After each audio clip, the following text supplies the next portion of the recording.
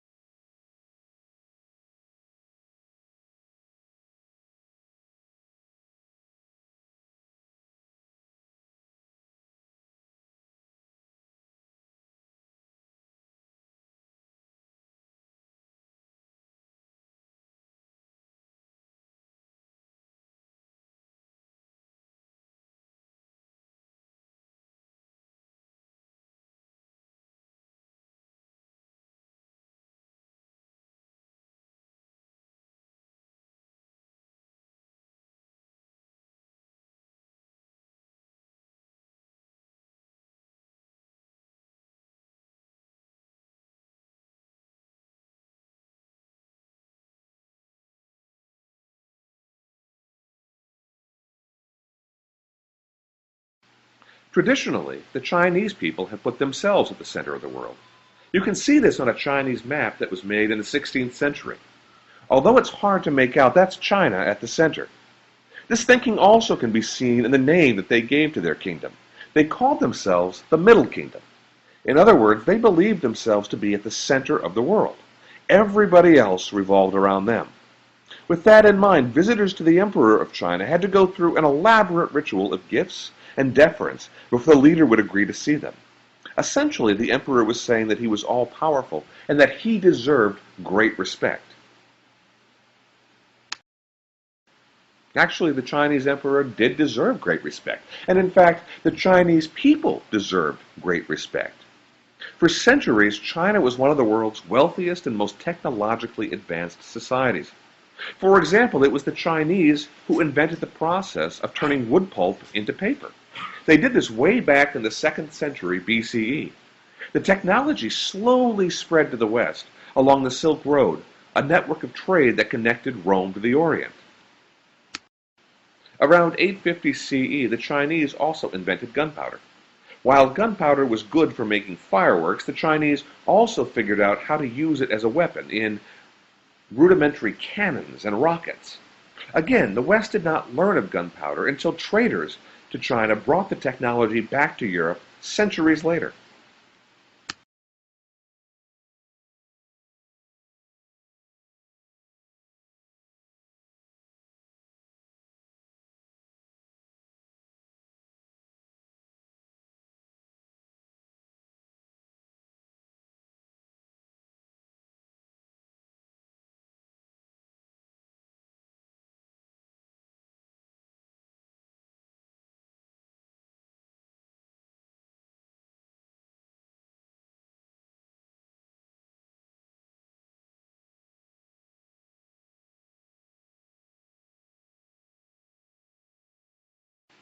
Now let's move on to Japan.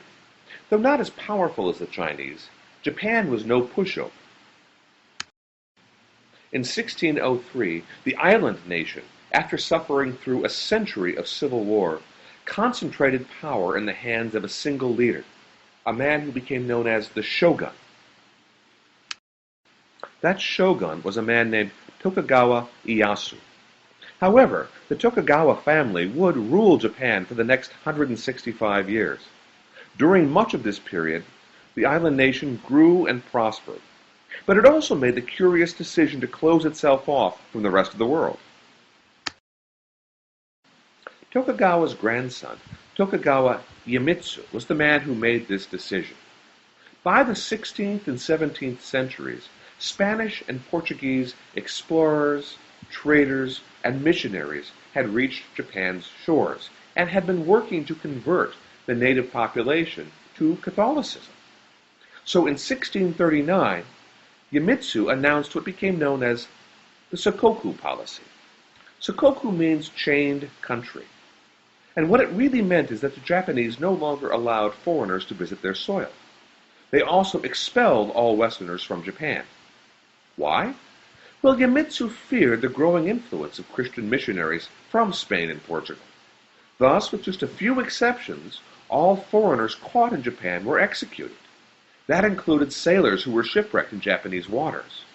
Japanese Christians were also tortured and persecuted, and in many cases executed as well. Moreover, no Japanese citizen was permitted to leave the island after 1639.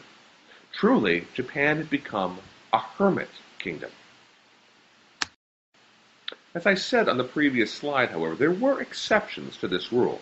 The Chinese and the Koreans were allowed in Japan, and as for Europeans, the Dutch were allowed to maintain one trading post under very, very strict regulation. Well, why the Dutch? Well, historians argue that it was because the Dutch showed very little interest in converting the Japanese to Christianity. Still, in exchange for their privileged position, the Dutch did have to put up with some very humiliating conditions.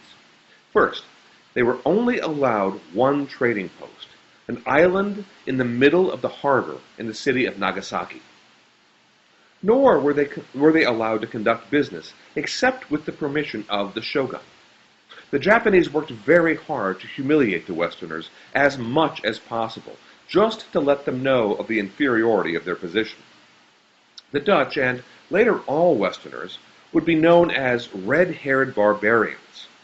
Moreover, the shogun made them jump through some ridiculous hoops to keep their privileged trading position. Here is one example provided from a Dutch trader from the year 1691. Quote, "We all had to show our submission in Japanese fashion, with heads to the floor, and crawl in the direction of the overlord. Then, after posing a number of meaningless questions, the shogun instructed his guests to take off our kappa, or ceremonial robes, and sit upright so that he could inspect us. He had us now stand up and walk. Then we had to pay compliments to each other. Then again, to dance, to jump, to play the drunkard, to speak Japanese, to read Dutch, to draw, to sing, to put on our coats, and then to take them off again." End quote. So what's the point of doing this very brief survey of the history of China and Japan up to this point?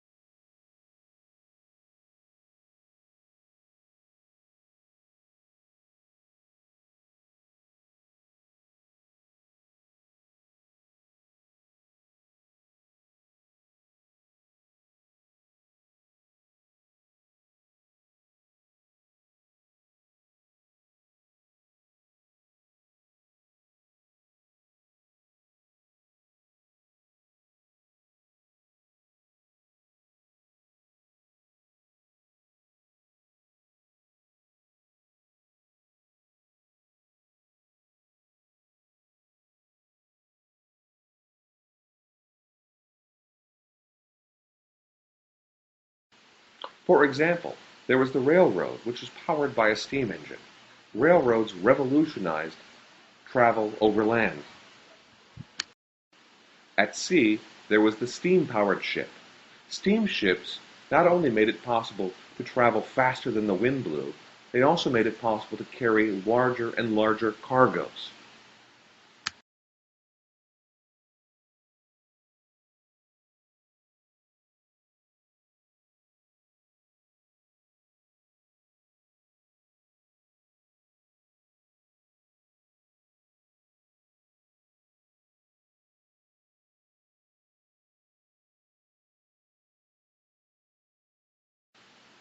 One of the most dramatic confrontations between East and West came in a series of conflicts that occurred between 1839 and 1842. These wars were a British response to an attempt by the Chinese to put a stop to the sale of opium in China. The British encouraged the growing of opium in India, and it was a very valuable crop. But for the Chinese, however, it was becoming a problem, so they closed their ports to opium sales. The British sent in its navy to force China to accept the opium trade, and war broke out. It quickly became obvious that the Chinese ships were no match for Britain's steam-powered navy. The climax of the war came in August of 1842 when the British sailed up the Yangtze River and shelled the city of Nanjing. The Chinese were forced to surrender. In the resulting Treaty of Nanjing, the Chinese had to pay for damages done to British trading ships before the war. They also had to open up 4 of their ports to British trade and accept the trade of opium. Finally, they had to give up the island city of Hong Kong, which the British will rule as a colony until 1997. So why does this matter? Well, China's defeat in the Opium Wars was a stunning defeat.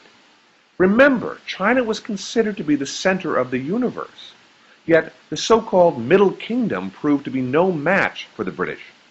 This lesson was not lost on the Japanese. Many in Japan began to fear that the Western nations would not tolerate its Sakoku policy for much longer. Sooner or later, Western warships would show up in the harbor at Tokyo demanding trade. How would Japan respond? That's going to be the subject of our next lecture.